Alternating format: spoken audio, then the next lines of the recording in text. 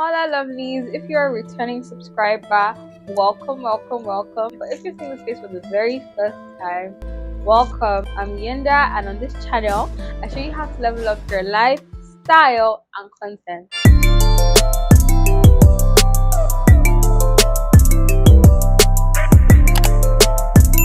Now from the title, you know that in this video I'm going to be giving you the step-by-step tutorial to achieve this luscious Ghana weaving vibe that is going on right here on this head. It's really cute. You can style it in different ways. Let me just quickly switch up some things for you real quick. Yeah. If you're interested in getting this style done, make sure to keep on watching till the very end, and do not forget to subscribe and give this video a huge like. Alright, let's head over to the tutorial.